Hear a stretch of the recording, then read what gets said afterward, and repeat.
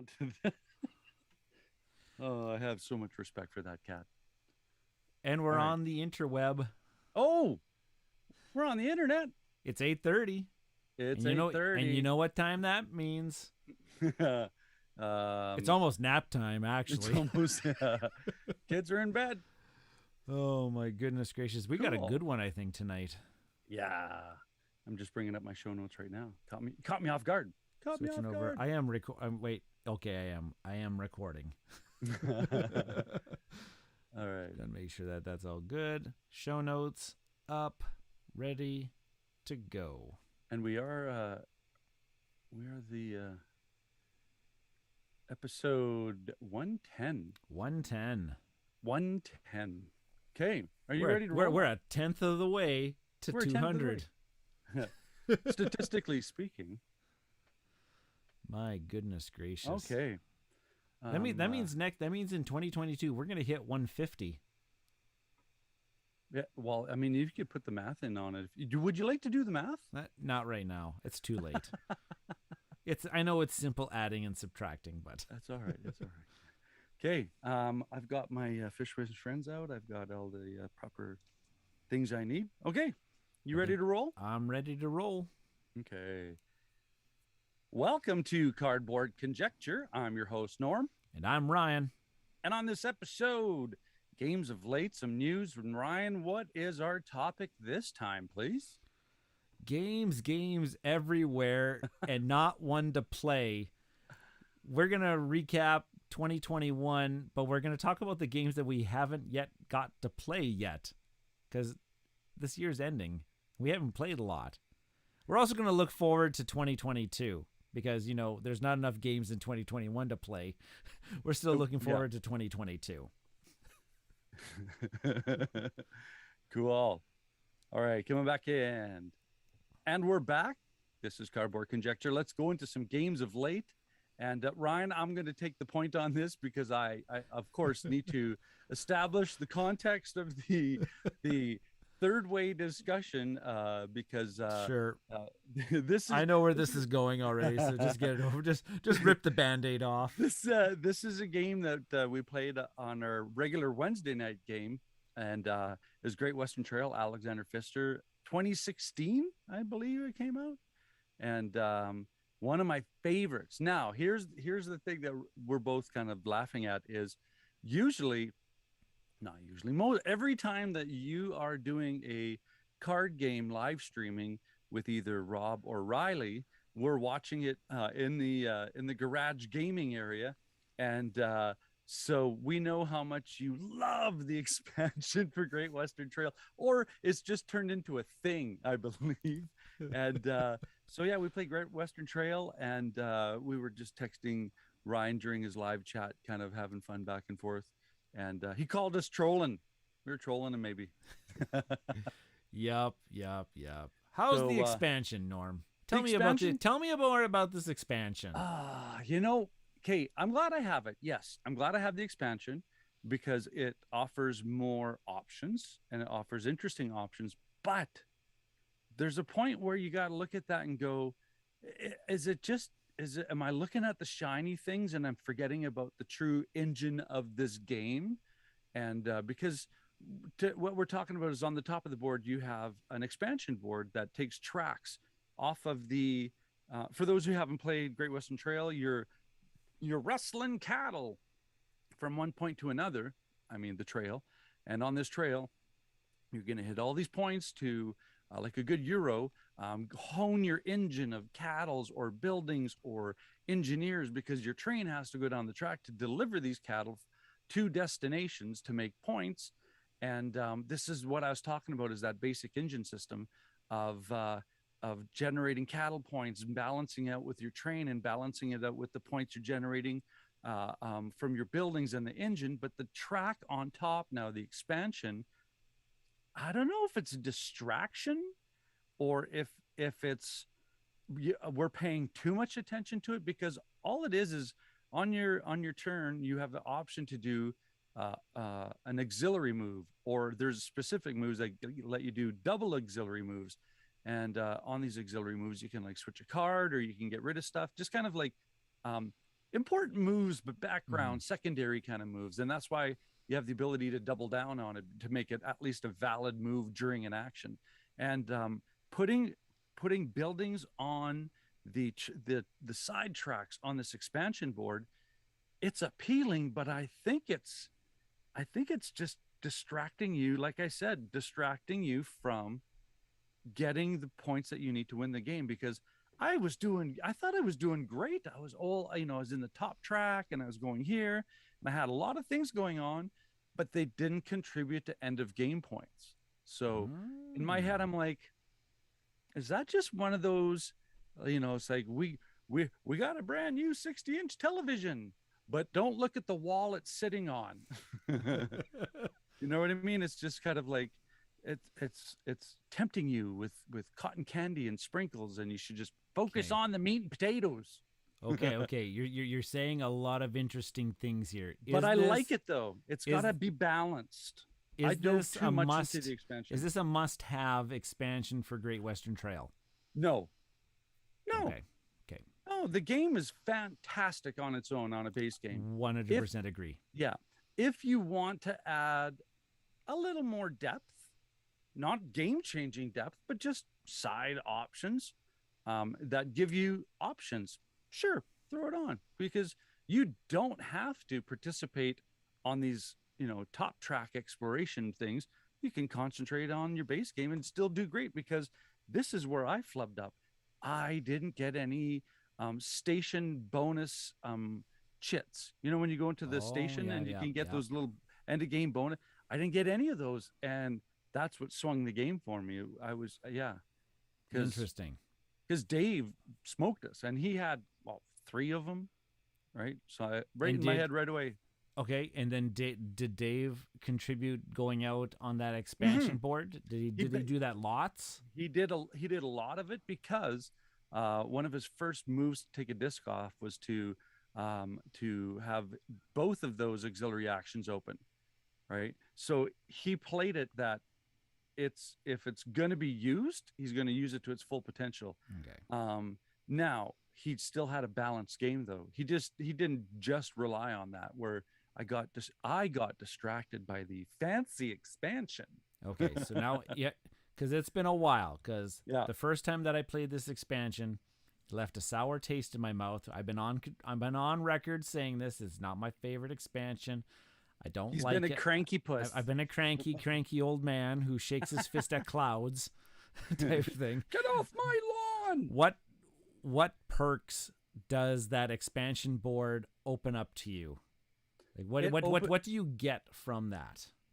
It gives you the ability with the expansion. You get this little chit of a cash it in, and you get to change two cards out of your hand, right? You Okay. get to tighten up your deck a bit, right? So there's that. There's also kind of little bonus things. If it's one of those things where it's a great engine, they just gave us extra parts for that engine. Hmm. Use them, don't use them, but if you can find, just like every kind of great engine builder, you find this synergistic connection between the houses, like the randomization of the buildings first of all, and then the buildings you get on the board, and that just that route system that it's like, okay, I got this cooking, now I'm going to look in the top tracks, can I add to this or can I beef it Okay. up? That's how Dave used it, and he did a very good job.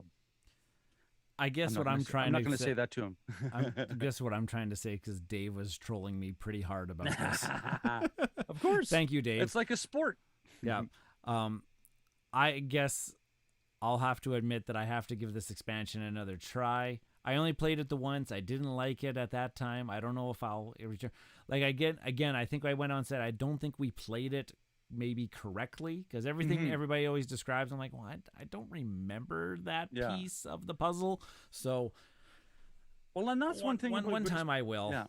And you'll agree with me here is that's one thing about Great Western Trail when you learn to play it, that it's like, oh, we played it right except for this little rule. I always tell Right. Jen we played it 99% correctly, but the 1% actually made a difference. Yeah, that's the one that changed the game. Yeah.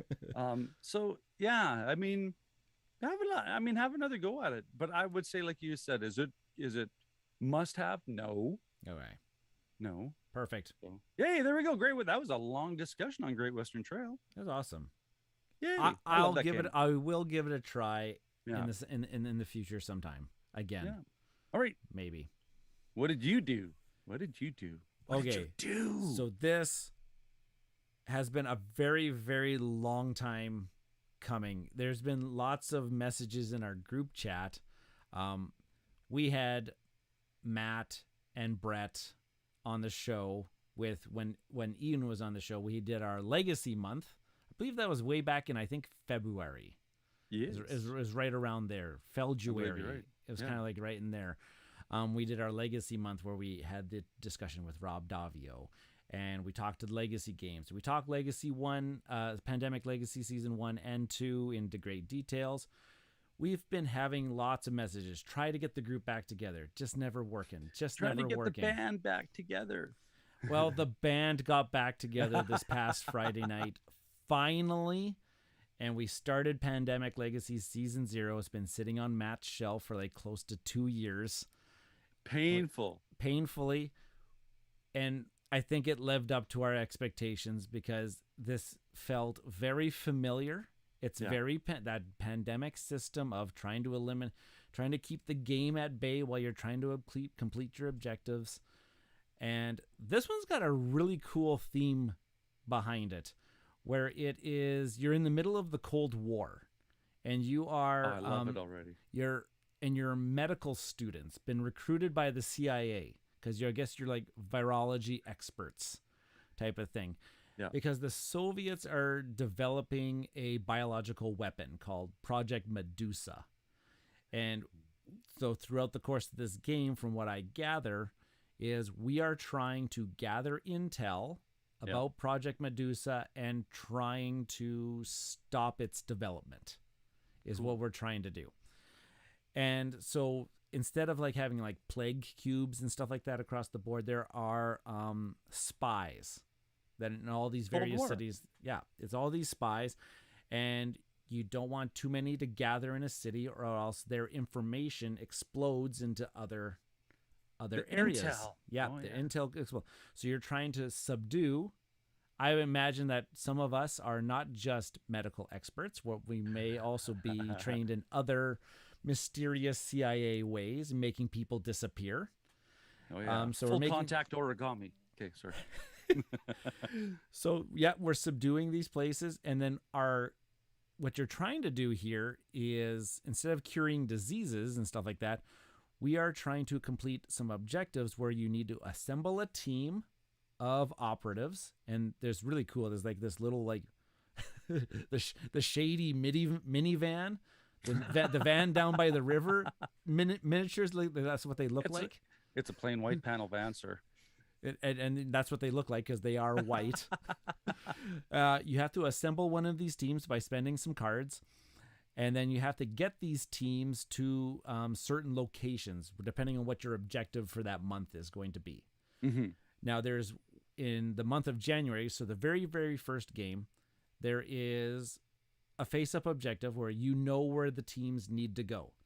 But there's also a face-down objective where you don't know where this particular location. It's randomly shuffled from the beginning of the game, and you have to use deduction by the cards that have been drawn out of the player deck. You have to deduce where this last location's going to be. Cool. Okay. But then there is an action you can take if you have the right cards and you've built I believe they call them safe houses in this. And then the other ones used to be like the medical tents. Yeah. These ones are called safe houses. If you've built a safe house, if you built a safe house in the particular region and you've collected a certain amount of cards for that region, you can reveal the hidden reveal the hidden location of the objective, and then you go forth and try to fulfill it. Cool. Really neat. Every objective has a pass condition, fail condition. So like if you don't meet the objectives, you fail the objective. And whether you pass or fail, then you get to go to, just like in Clank Legacy, there's the storybook. Okay, yeah. This one has a storybook of if you've passed the objective, there's a passage to read. But if you fail the objective, there's a passage to read, type of thing. So advancing the story and along the way. And shame to be had. So really enjoyed what this one was doing. My character, I called him Max Powers from the Simpsons references. just so that at the end of every game I can flick my scarf and say, that's the end of that chapter. Okay, that's some serious meta. That's a deep cut. That's a deep cut. That's awesome. Yeah, I don't know. We really enjoyed it. Now it'll probably be like a month again until we actually get to play it again, probably. But that's funny. Well, and that's what I heard a lot of people saying about Legacies is like, okay, you need to have a scheduled contract with people. Yeah. Maybe during the Christmas break we might get another and session. This was face to face, right? We actually did this face to face. Oh my goodness gracious. That was Here's a question. I'm like jumping all over the place. Because we had the privilege of talking to Rob Davio about it, when you were playing the game, did a lot of stuff start to ping in your head going, oh, we kind of talked about this, or oh, I remember he was saying that he's this one does feel more, just because there's that the other Pandemic games didn't have like the storybook. They had the legacy cards, which kind of just advanced the story for you. But this one has like does feel that more episodic, because he was nature saying to it. He wanted to put more RPG-ness into it, right? Or more storytelling into it. Yeah, this one is, and when your player component is actually very thematic. It's a passport book, because we are these CIA operatives going from location to location. And in your passport book, you're going to have there's three alliances. There's the Allies, there's the Neutrals, and then there's the Soviets. And so in your passport book, though, you have your ally personality, you have your neutral personality, and you're going to have your Soviet personality. I'm interested to see where it goes with those, because that's actually kind of unique. Why there's three different ones is kind of interesting. Cool. And there's also this one neat mechanic too, where there's certain cities that have these little eyeball icons, and they're saying that city is under surveillance. And so if you end your turn in a city that's under surveillance, your identity is getting exposed. And so there's these little there's like kind of like little scratchers at the bottom of your passport that you have to, however many eyeballs are there, you have to scratch that many. And eventually, and it's randomized, after so many scratchers, after so many times of your identity being exposed, your character's dead. That's awesome. Type of thing. They did this in Legacy Season 2 as well, but it was just like you kept getting exposed to like the biological weapon type of thing, so that if you got exposed enough, you just died. But now this one's like your identity is getting uncovered slowly, and then all of a sudden it's been uncovered enough. But you can guard yourself from that if you're able to build a safe house. Then you don't get exposed. You can hide out in your safe house, and you don't have to be risked. So, Pandemic Legacy Season 0. It's off to a great start for us. We actually passed the first month. We passed the month of January. Bravo! We completed both objectives. And yeah, we're on our way to hopefully discovering what this stupid Project Medusa has in store for us. Spoiler alert, we played Legacy Season 1 and 2. I think we know where this is going. Yeah. Put it all together, wrapping that arc. Nice. Yep. Nice. Cool. Well, let's segue out of here. You ready for the news? Yep. I'm gonna give you some of this one. Oh, nice. All right, you ready? Coming back in. Yep. And we're back. This is Cardboard Conjecture, and we're gonna go into some news. Love it. I love it. Okay. I got one Kickstarter this time around, and just because it caught my eye, I'm a huge fan of the video game series.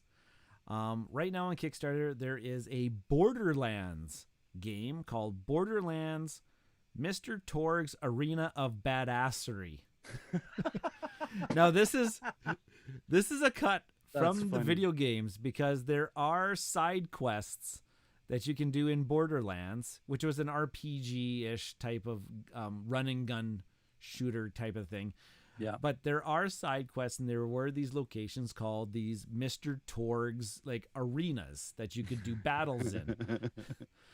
And so I This bring looks this so cool. I bring this in. It says, join Mr. Torg for carnage, mayhem, loot, and explosions in this cooperative board game. I really didn't think that this was going to be the Borderlands game that was going to come out. I was more thinking of like a more of how did the Cardboard Dad put it? He put it so eloquently in a tweet that there was supposed to be kind of like more of a cooperative like looting. Like the big thing about Borderlands was the loot. Killing the bad guys, going on missions, getting all the cool stuff. Sounds like Munchkin. Yeah.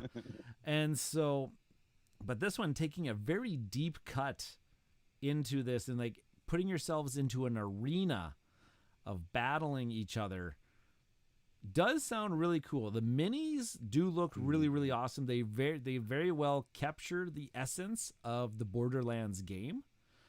If you're a fan of Borderlands, you're going to recognize some of these. You're going to recognize some of these characters Right on. that you can be, and lots of the enemies that you can be. And it looks like it's just a nice dice rolling combat, cards flying everywhere. It's not a cheap game by the stretch of the imagination. Base level I think is 135 US. Wow. Type thing. I mean, but like there's a pile of minis that you get a lot of stuff in this game. I'm interested to see how this goes. I think it's a little bit of a scenario based. I think it's a campaign. There's got a campaign going on inside of it. Yeah. Well, it says over 400 cards, so there's got to be some synergy. Now, here's the thing when that. I look at assembling these maps, I think is going to be a pain in the butt because it says it's over 80 double-sided hex tiles. So single hex tiles that you're going to put together instead of just like maps to put together. Yeah. It looks like it'll be a pain in the Bit of butt. map building. A little bit of map building going on there. It's got my interest just because it's the Borderlands IP. Yeah. But I'm really kind of disappointed that this is the type of game that they're going to go for. Kind of like this, kind of almost like a skirmish. Yeah. Skirmish-ish type of game. Pick? Yeah. And then like there's a whole bunch of like really excess stuff. Like there's like objective pack. You get 6 little miniature things for $30. Oh, it's the add-ons, right? That's Yeah. the monetization scheme of this sometimes too, is all the add-ons. Oh my goodness, like they can do better price on that. Yeah. Yeah. Well, But we'll see. I mean, if it sells, it sells. If it doesn't, it doesn't. Well, let's talk about if it sells, it sells. Right now, it's going off to the tune of 1.2 million Canadian dollars, Which Almost- is 500 American. almost 7,000 backers are going gaga for bananas on this thing.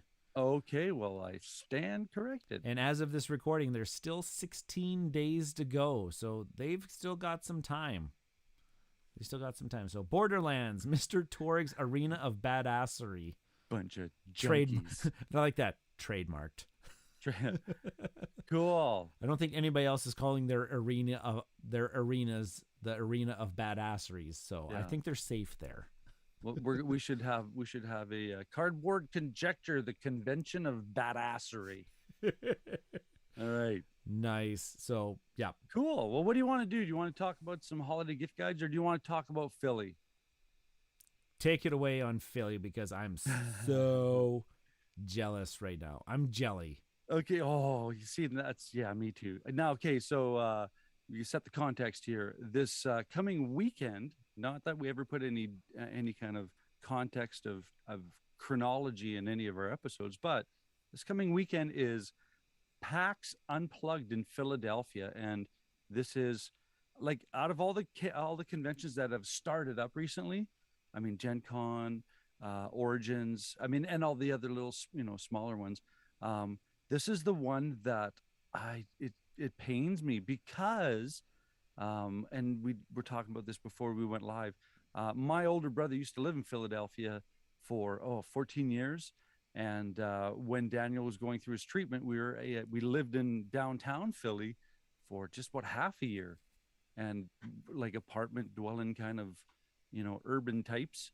And we lived literally, um, uh, 3 blocks from the convention center and 4 blocks from the Reading Market, and which is where basically 1,000 Food Network specials happen. So it's such a good place to eat. But yeah, the convention center's enormous, like it's massive. So when we were there, I walked through there just to get because here's the painful relationship. The first year that it happened is the first big stretch where we were in Philadelphia for 8 weeks, and the weekend that we left, PAX Unplugged was starting the first week in Philly. So it was like, missed it by like a week kind of thing. And so, yeah, that's my second home. I'm happy to say that city of brotherly love has got a Canuckle head that considers themselves part of that loving community. And I want to go to that PAX Unplugged. So, what did you tell me? You said next year. Yep.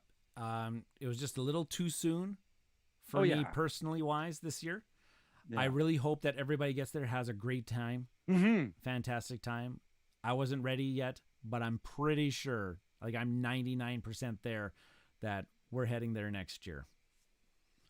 And we'll see all the What You've Been Playing Wednesday crew that's heading there this year. I hope they have an awesome enough time this year that they want to go next year as well, so that we can meet up with them. We'll have a little after con day meetup kind of somewhere. Foster the Meeples. We're gonna have. Let's put it out there right now. Let's start planning a What You've Been Playing Wednesday meetup. Yeah, next year. Next year, PAX Unplugged. Yeah. Next year in Philly. You've got the connections, maybe. Yeah. And you know what? We'll just basically meet up at the Reading Market and just walk down every aisle and eat. And that's all we'll do. Just eat and talk. I like that. I love eating. Yeah. Oh. I love Philly cheesesteaks, but I need a true, real Philly cheesesteak. That's what I want. Then you got to go to the Italian Market. And I want the one where they give it to you in the paper bag and you can see through the paper bag because that's how much grease is coming off that. Oh yeah, baby. You got to stand there.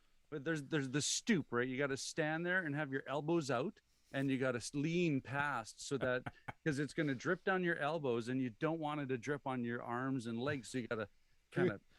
Oh, I see. I'm salivating at the thought about this right now. Oh, they're so good. And you know what? I don't want to one up the Philly cheesesteak, but at the Reading Market, there's a counter that makes the most incredible pork sandwiches. There you go. Let's go out on that one. Yep. Next year, folks. Next year. Cool. Well, let's get into. We got these 2 lists to do, and I don't think we can dilly dally, or else this will be a 3-hour episode. So let's segue our way back in, and we're back. This is Cardboard Conjecture. Let's get straight to some topics. And Ryan, give us. We got lots of stuff to talk about. What are we talking about? Sure. It's painful and painful. So we got to play some great games in 2021. We did not get to play all of the games of 2021. Yeah. So we got a couple lists going here. We've got the games from 2021 that we still want to play. Yeah. And then we have also got a list of games that are coming out in 2022 that's got us juiced up. Yeah. Some people may already know some of these titles. We've mentioned them over the past few weeks on Cardboard Conjecture, but there's some other ones in here that I made sure that I want to talk about. So let's start this year, 2021. Norm, what have you yet to play that you want to play? You're throwing this one to me to start. Let's just start going. And not that mine's in any order of preference, but because I love I call this person the Renaissance cardboard man, and that's Ryan Lockat. And I want to play Sleeping Gods. Man, do I want to play that game? It's so good. Um, It's fantastic. Above and below, fantastic. Near and near and far. I call that the Grover game. Near, far. Okay. Oh my Um, gosh. so yeah, I want to play Sleeping Gods, just to understand where he's going at in this whole story arc, or even this designer's exploration of what this. I mean, let's not forget about the world building that he's creating, Yeah. because these are all connected. So yeah, the world building is fantastic with this Yeah. guy. So This one, yeah, I feel I haven't played the other ones in his series of games, but yeah, this one feels very epic in nature. Like it's very epic in scale, very ambitious type of project, and I think he pulled it off, like yeah, with in spades, because cool. we managed to play through one playthrough of the campaign, and it was awesome. Told a great story. We saw a fraction of the world that was created for this game in Nice. that one campaign sitting. So we can go through and we can take a different path. Yeah. Go And explore some different places, and it'll take us in a completely yeah, different direction. I mean, that's his approach to that whole choose your own adventure esque kind of design, and his flip book stuff, where just the connectivity and the different routes you can take, even if there's some similarities, there's no identicalness to it. Yeah. So yeah. All right, so you give me one off of your Sleeping Gods 2021 needs to play list. needs to play. According to Jeff at Amazing Stories, You I needs to play. I needs to play Cubitos. Cubitos? I don't know how you pronounce Cubitos. it. I think it's Cubitos. I think Yeah. it's Cubitos. Dave because has this game. Yeah. and I need to play this one still because Jeff from Amazing Stories described it as this game completely replaced the Quacks of Quedlinburg for him. Oh. And that's a fantastic game. It's Well, yeah. a lot of people go gaga for bananas for the Quacks of Quedlinburg, but he says this one's kind of got that same almost like a bag building feel where you're Yeah. assembling a pool of dice. Essentially, is what you're doing, and every Yeah. dice does something different every game that you play because you have to randomize the cards that are associated with the dice. And essentially, it's a race game too, where you're racing a little meeple along depending on what you roll for your dice and the powers you can activate off those dice. Based off that description alone, that he says that this one replaces Quacks of Quedlinburg, that's got me enough excited that I need to try Cubitos. Yeah. It's a John D. Clare design too. He's designed some great games like Space. A lot of people talk about that one. And so, yeah, I'm interested and I need to play it. It's kind of, I think it's in between printings right now. It's kind of harder to find at the moment, but I believe it's coming back. Jeff says it's coming back early next year again. Cool. So, yeah, Cubitos. Yeah, I I've really heard want to try it. I've heard everything that you've said. I've heard the same thing, and I'm kind of tickled. It's sort of, I wouldn't turn it down if Dave was like, "Hey, I brought this over. Okay, let's play it." Yeah, Nice. it's got a quick playtime. Like Quacks of Quedlinburg is like a half an hour to 45-minute game. I think this one's in the same realm of quick playing. All right. The next one, and we don't have to go through our whole list. We can No, jump all over the points. Yeah. I'm going to talk about this one because we just had our top designers, and this designer made my top 5, and I so want to play Carnegie by Xavier Georges and artist Ian O'Toole. I mean, Ooh. yeah, right there, right? And it's up. I've never I think it's this hot game. So it's a Euro Pegasus Spiele. So it's I quickly looked at what I know about Carnegie is the American philanthropist, right? So I'm just quickly looking here at the description, and it's inspired by Andrew Carnegie. He's born in Scotland, immigrated to the United States, and talks about developing industry and became a telegraphist. And so it's category wise, it says it's an economic industry manufacturing. Yes, yes, and yes. Xavier George, his Euro take on things, yes. Tool, I mean, just a beautiful board to look at and explore while you're playing. Um, I don't even know how the game plays, and it's to me it's just it's the designer, right? I mean, you lock into a design like Vital. We're probably going to talk about Vital's game because we love Vital. Mm-hmm. Mm-hmm. Mm-hmm. So yeah, Carnegie. That's yeah.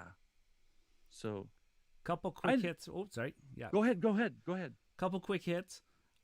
You've reviewed this game, and I'm a huge fan of the design team. Cascadia. I haven't played it. I want to play Cascadia. Yeah. So that came out in 2021. You've talked about. I don't need any further introduction to it. I need to play that. Also, I realized that they that design team of Molly, Sean, and Melvin. Yes. They also had a designed game this year too called Public Market that I am very interested in because, and this was published by Crafty Games, which was the ones that did Dollars Donuts. And this has kind of got like a fishing boat theme going on it, but it's a spatial tile laying game that you're kind of like putting these fish into nets type of thing going on. It's that design team of Molly, Robert, that's the other one, Robert and Sean. I've been so enjoying their designs. I have to try this one. I have to get this one. I have to find a copy. I don't think this one was really available here in Saskatoon at any place, but I can do a board game Oracle search, I guess, and see if there's any copies floating around Canada. But see, it'll be an episode where we buy something. It happens all the time. Exactly. So, yeah, Cascadia and Public Market, the Flat Out Games team putting those ones together for us. Gotta play them. I'm just gonna pop off like 3 or 4 games, and then we can bounce anything you want. I'd love to play Canvas. That's that. Heard lots about it. Yeah. Mystic Vale card building thing, but you're building a picture. Hadrian's Wall. Dave just talks everything about this game. If I'd like Fleet the Dice game and all these cascading connections, I'd love that one. Yep. Imperium spreadsheet, the rolling right. Yeah. Imperium Legends. Just because I hear it's such a really good solo game and I love the history context. And Coffee Traders. I mean, first of all, Capstone, knocking it. And it just looks like such a fun, deep game. So, I thought I'd just blurt out the Coffee the Traders. Coffee Traders is on my list. It's not in my collection at the moment because of how pricey. It carries a big price tag. Yeah, and which is why I want to play it. if you've felt the game on the shelf, it is a heavy box. Yeah, like, I think that thing is stacked full. They filled it with sand, pretty much. Like, man, but it's an economic game, deep, heavy, crunchy, thinky. All those things that Capstone Games is really, really known for in the games that they're bringing in, and they're heavy games. Yeah. So, Coffee Traders, that one's right. That one's in my list too. One last one, just because I'm so curious, because its original inception is like trying to find a plaid unicorn, but I'd love to try an Unfathomable. Yeah, that Battlestar Galactica wreath skin. Yeah. I want to understand why, like, people who talk about like the hidden trader kind of thing, that they say hands down this is the best one. Okay, I want to try it so I can put that into my contextual comparison list. Yeah. So. Yep, and set aside a good few hours because that's how long these games take.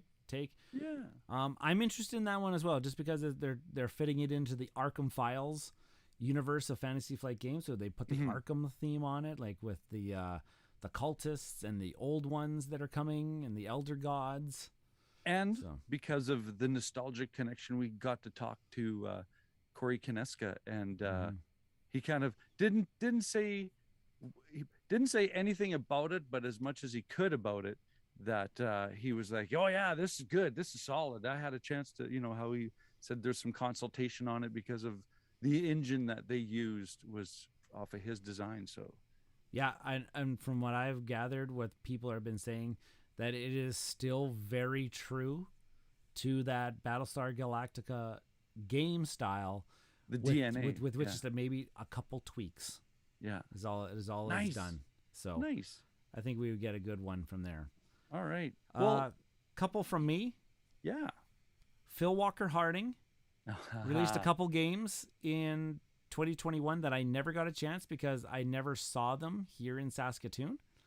Llama Land is kind of like one of those lookout style games, kind of like in the style of like Barren Park and Gingerbread House. And then he also released one that was called Summer Camp. This one kind of snuck by me. And I don't know much about it, but it's a Phil Walker Harding game, and I've loved most of his designs. Oh, yeah. So I want to get that one. Smooth design games. Radlands by our friends at Roxley Games, just one province over. Apparently came out with some sort of dueling card type of game. That looks very cool. Oh man, have you seen the art on this thing? I'm looking at the pictures right now. Yeah. Oh wow, fantastic.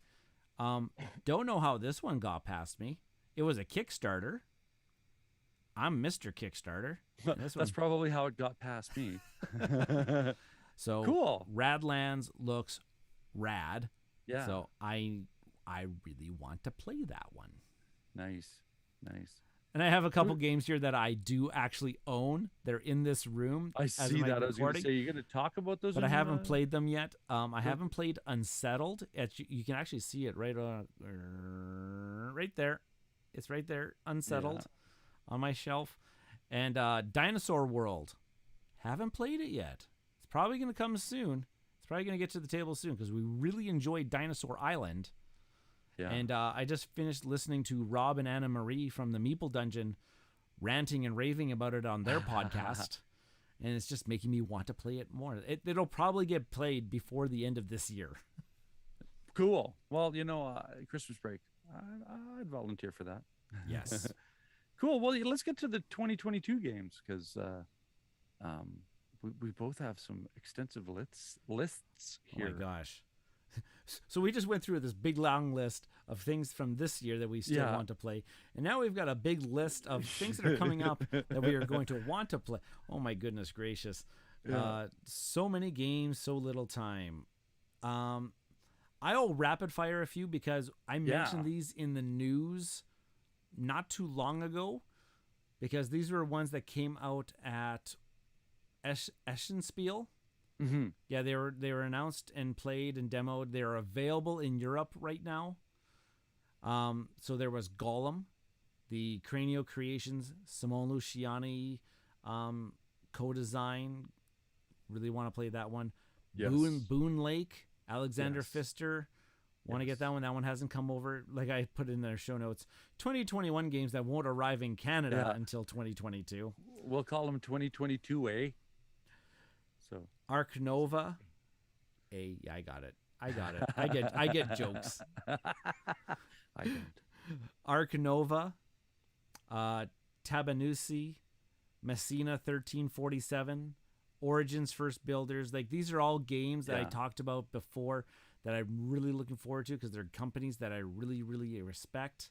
Yeah. And Tiny Epic Dungeons. Can't wait till I got that Kickstarter. I'm so. Did you back it? Yes. Oh, I backed it too. So I can't wait for Tiny Epic Dungeons to fulfill. Yeah. Just because, it's just going to be that dungeon crawl feel, but in that tiny epic, the tiny box, but explodes all over your table. If we want to, here, I'll add one more to that shame list that I have this game, but I haven't played it yet. And that's Tinner's Trail, the new Martin Wallace that the Kickstarter came in and it's just like froth. So. Yeah. Yes. So 2022. So keep your eyes out for Tiny Epic Dungeons. I think that one's going to be really, really good. Kind of like a little miniature form of Gloomhaven type thing. Like a very miniature version of that. Nice. So right on. I mentioned it, and you had mentioned it in a lot of the new stuff, but Matt, I'm gonna take the step and talk about Vital. But Vital, and here's the funny cool thing is on our top five lists, we both picked Vital, and we both picked him at 4, Mm-hmm. which is which is which is kind of cool and freaky at the same time. But Weather Machine, I know nothing about it. I don't even know what the mechanisms are. I just know Vital Lacerda designed it, and yes, I want to play this. Yes, I want to have my brain hurt the first time I play it, and then spend a week thinking about how does that thing work again, and then Yep. and then have such lack of impulse control that I want to play it again. And then once I kind of, oh, I can see the combination now, and then want to play it again. So that's my relationship with Vital. Yeah. I agree. Like I talked about it in the podcast many times already that Yeah. it's coming out. We'll be backing it for sure. Yeah. Okay, So Vital Lacerda. set collection, tile placement, worker placement. Yes, yes, and yes. Sure. Why not? Like them all. And knowing Vital, oh, you just do one action and you do another action, and it's Right? as easy as that. That's it. Whew.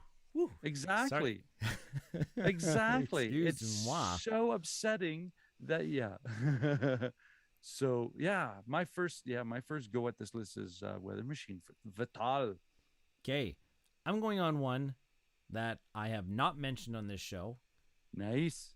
And this is a game called Dice Realms.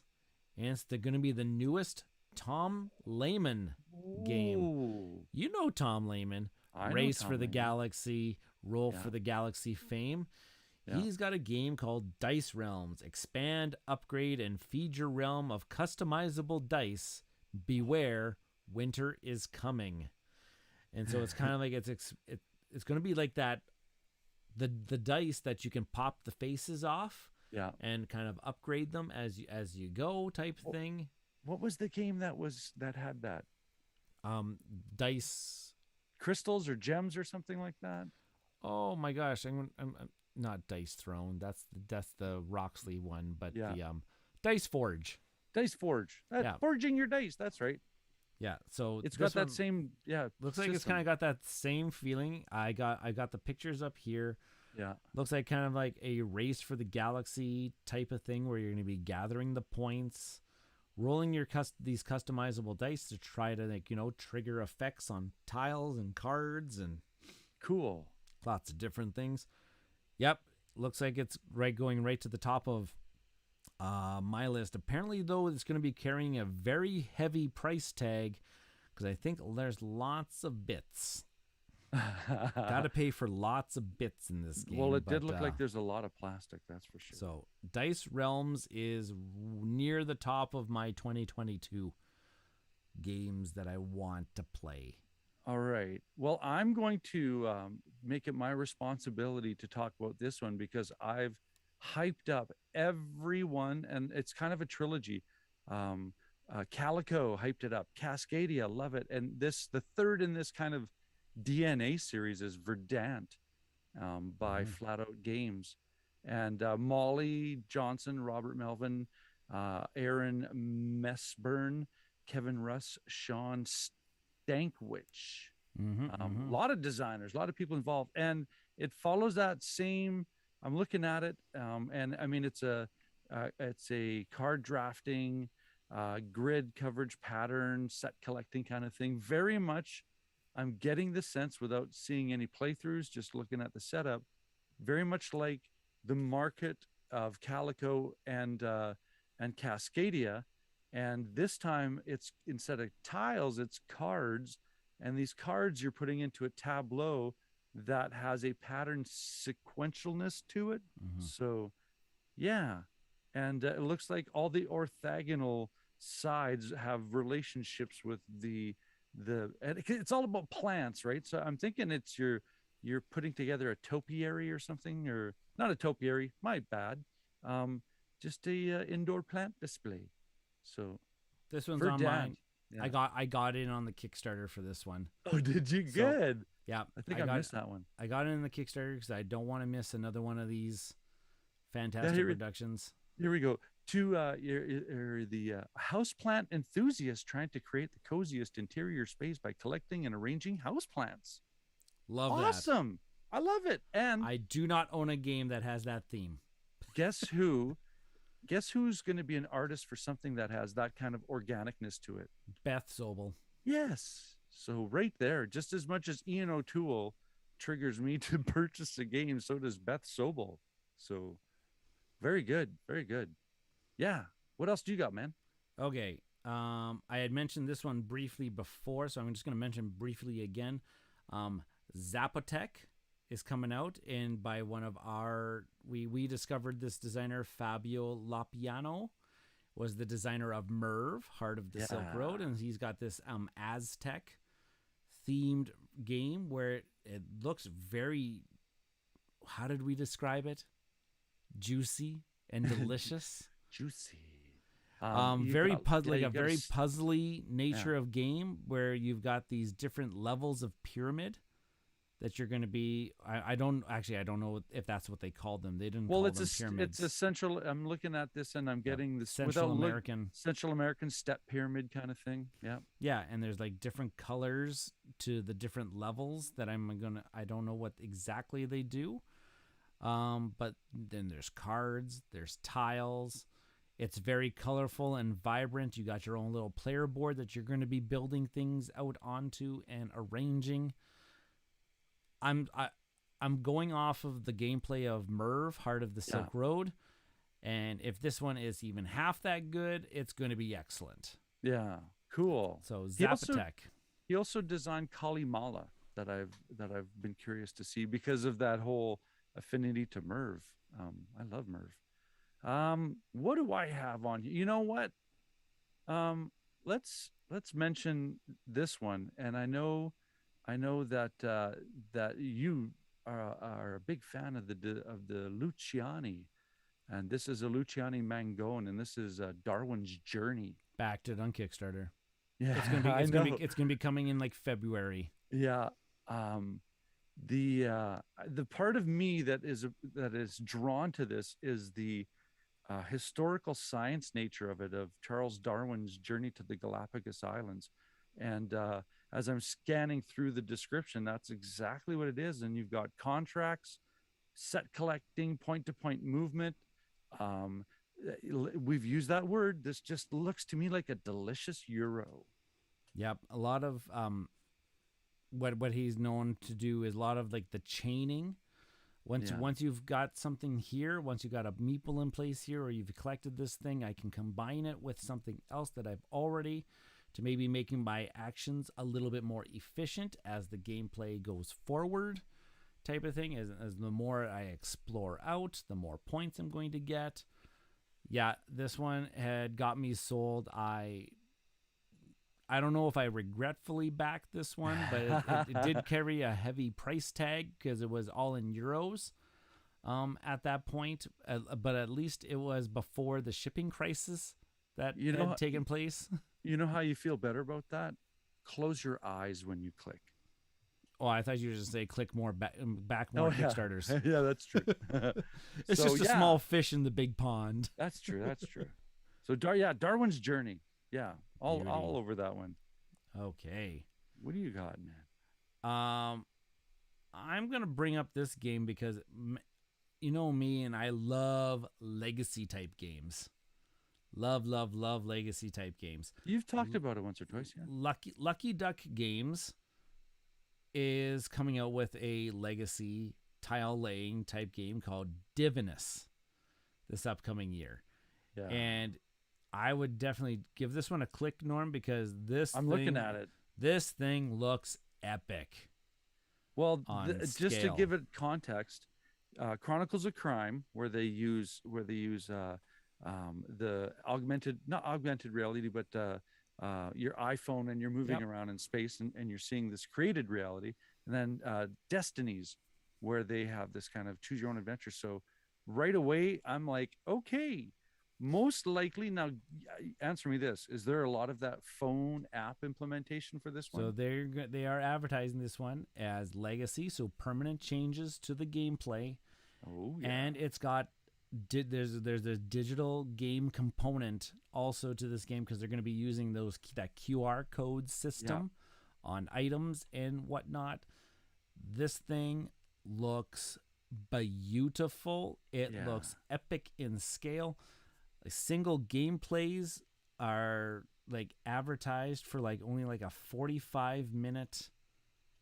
Why am I freezing? What? 45 to 60-minute game sessions. So like a game. And the theme is that you're a demigod seeking to gain the favor of the gods and ascend into the pantheon. So what you're trying to do is you're trying to prove yourself by going on this, what they're saying, a 12 scenario campaign to try to like, establish your legacy. The trials of Hercules. So yeah, and it's got dice, and there's going to be like things like you're going to upgrade your dice type thing. It's got dice. That just takes a 45-minute game for me down to 5. So ones. And there's going to be like, so this thing looks epic in nature. Can't wait to see when it comes to actual North America, because I want to try this game. Yeah. Well, and the publishing company makes good product. So, I mean, there's that right there for me too. Cool. Do we talk about Frosthaven, or is that just a given? That's a given. It's just a given. Given. Now, have you seen any pictures of the production of Frosthaven thus far?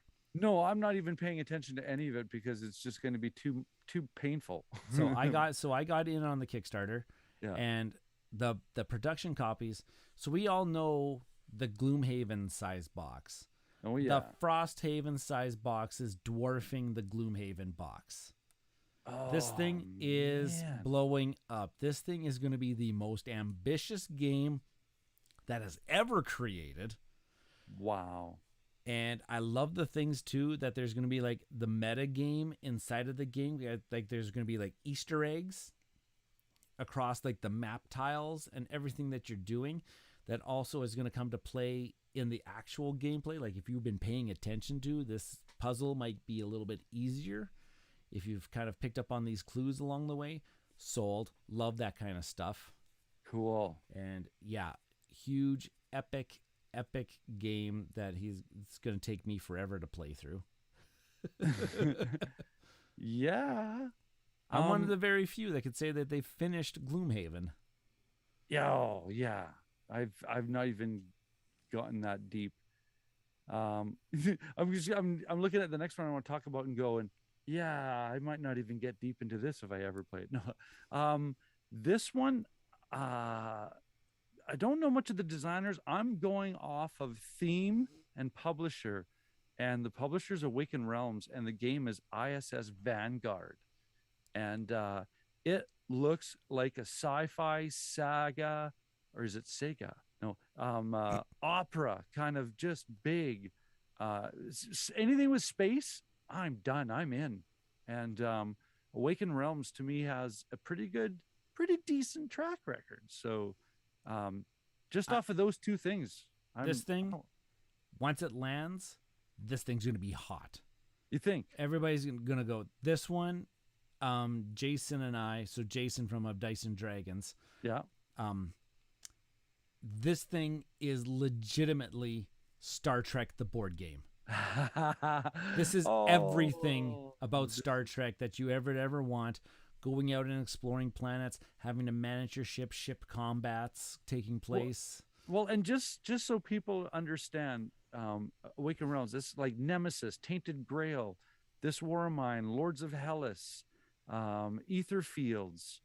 I mean, that's gigantic boxes of stuff. Yeah, like these guys, this publishing company knows how to put a game together. So, and from what I gather, the gameplay of this one, like just that planet exploration and going and doing a scenario there, but then also having the ability to craft your ship and upgrade your ship for the space combats and stuff like that. I was hoping it was sandboxy kind of thing too. This thing looks, I think this is, I'll put it this way. I'm going to predict that this one's going to be my game of the year in 2022. because this Cool. thing is going to like. Now I'm going to go gaga for bananas for Frosthaven when it goes, but I think I think ISS Vanguard is going to be the big thing for 2022. Nice. I'm saying it right now on Conjecture, live on the air. You might as well, yeah. You might as well like swear allegiance to the statement. Yeah. So, yeah. I mean, now that you say it's like Star Trek the game, I'm hooked. I'm in.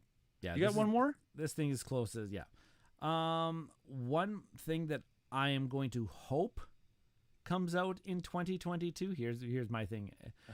It's already been a couple years since this has been on Kickstarter, and I'm still following it. I still have my money tied up in the game. Yeah. This is Trudvang. This is Trudvang Legends. I've never heard of this. By one of my favorite companies, Simon Games. Come on, Games. Okay. A couple. It has been a couple years that this thing has been into development, and the reason why is because they funded it on Kickstarter. The Kickstarter campaign ended.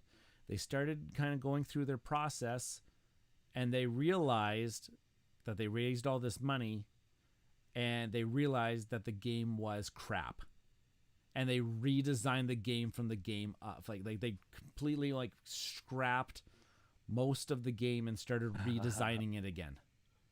That table wipe sounds like an Eric Lang decision. It's like, let's wipe the whole board. Let's do this over. So there's a lot of people that are very upset about that, Jason included. Yeah. Got their money back. Like they said, this is not the game that we signed up for. I'm still saying that I think there's still enough game here that I'm going to really enjoy. Yeah. And they have started pumping out pictures of the production. So this is going to be one of those. This is going to be an epic fantasy style campaign type game. It's now deeply rooted, what they're saying here, in Nordic and Celtic myths. So something that we really don't get to see in these types of games anymore. Yeah. But yeah, in an RPG nature, a really cool thing about it is that the board has sleeves on it that you'll put the cards into. What? So it's changing the map as you put a card into a sleeve that's built right into the board. Nice. And so then and that's how you save your progress going forward. And there's like a save binder on how to store your things and how you progress your campaign forward. Yeah. Well, their tagline on BGG here sounds like a little generic, but interesting at the same time. Beware the consequences of your actions while exploring a world of myth and legend. Yeah, that does get more generic than that. Yeah, it's like, okay, but the fact that you filled this in with the it says influences of mythos. It says Trudvang manifests physically as parts of the board actually change, making actions of previous hero generations affect future sagas. Nice. So that's that whole legends thing, is that you're going over the course of generations of your campaign. So I'm really hoping that this one finally comes to fruition in 2022. It may not be coming till 2023. I have no idea at this point, other than that there are pictures of productions and the production has started on it. So that means I'm pretty sure it's a few months away from reaching doorsteps here in North America. Right on. That's if they can get everything done before Chinese New Year. Yeah. Because then that puts a whole halt on everything. Well, I mean, global shipping right now is a catastrophe. So, yeah, you know what? That's pretty much what's on my list here. As far as, I mean, there's a few other things, but I could go on and talk about a whole bunch of stuff. We can go on, like Perseverance. Like you got Perseverance on your list. Castaway Chronicles by Mindclash Games. Yeah. I've got that one backed. That one. Fjords. I remember Rado a long time ago talking about Fjords, how spectacular it was, and then they finally did a Kickstarter and brought it back with some revamping. So want to see what that's like. Chai T for Two, I backed that one, and it's completely different than their first Chai game, which this one has more of a kind of networking routing. I was very interested. I happy to see a lot of the content. So Yeah. The last one I have is Agamonia Okay. by the company, the same publishing company that produces Eclipse, a great grandiose space game, Yeah. and everything in Agmonia reminds me of that passion for Gloomhaven. This looks like another very epic fantasy dungeon crawling. Everything though, the map is inside the book. Like the Yeah. book folds out. You'll have interesting points of, and then you can have cards that upgrade locations on the book, kind of like that. What Senfun Lim like to do, like that point and click adventure type of thing. Yeah. Yeah. Inside there. This thing looks like, how many campaign games am I gonna play in 2022? This is just another one of them that just caught our attention. If you need me, I will be there for you, man. Right? I need another thing that's gonna take me 60 hours to play. Absolutely. So Agamonia. Yeah, this looks really cool. By Lautapalette. I think that's how you pronounce it. It's a France. Oh, that's that France company. Yes, Yeah, yes, yeah. yes. Yeah, and they did Eclipse. I think they're Finnish. Oh, is it Finnish? I'm looking at. Oh, yeah, you're right. It is too. My mistake. And I'm looking at some of the games in their repertoire, and as far as publishing companies goes, and I think Terraforming Mars is there. Eclipse. Yeah. Yeah, Oh, cool. So good. So Nice. So many.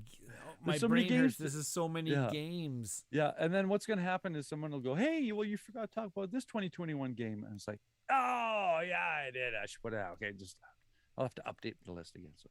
So in 2023, we'll release our top games of 2021 that we still have yet to play.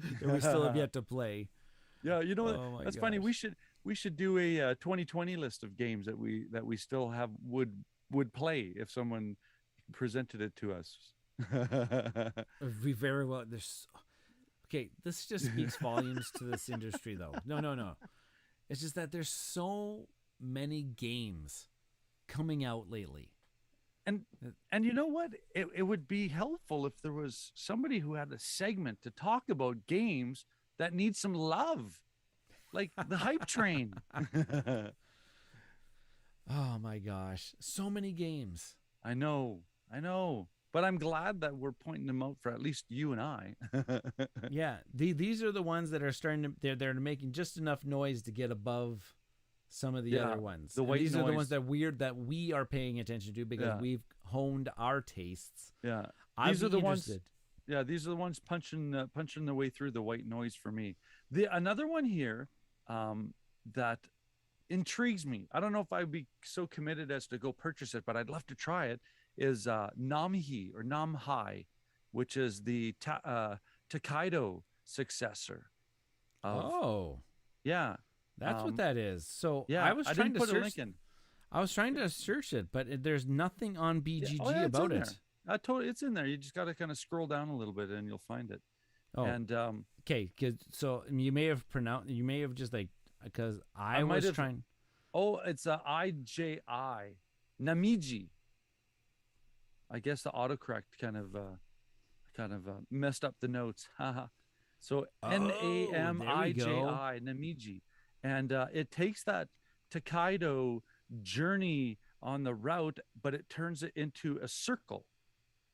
So and visualize, if you know that game, visualize that same timeline or that same thread path with the side nodes and the actions and the iconography, the white background, like has that same serenity. And so I thought, hey, they did a great job on the original, like the Takedo.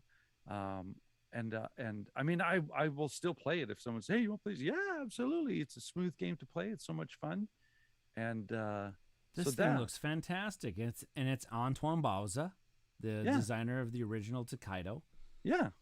This looks so fantastic. I've never I didn't yet know that this existed. Well, I'm glad that I put this on your radar. So yeah, the adventures travel through a varied, colorful landscape through the land of the rising sun. So staying within the same thematic realm, and the art is identical in nature.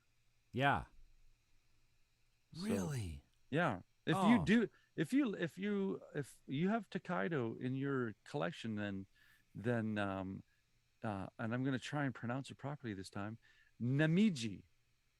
And I'm, Yeah. me being a teacher, I'm going to go check my phonetic pronunciation later.